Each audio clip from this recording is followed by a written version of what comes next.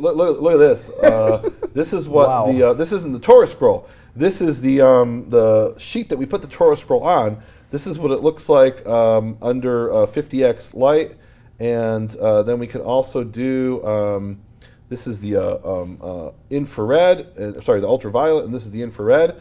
So she discovered that you could use this on manuscripts, not just Hebrew manuscripts. She studies all kinds of manuscripts, and when you put it on the manuscript, you can see details that you can't see with the naked eye, and that is really cool. You could also document it. What do I mean by document it? I click a little button here and I take a photo. Ah, okay. So we're going to look at the erasure that we saw before, and we're going to look at it under the microscope. And what you can see with the visible light at 50x is you see here the edges of the erasure. So this here is the original parchment, and this fuzzy part here, the fuzzy part here is where they scratch the ink off the parchment. And it leaves this like kind of hairy mess.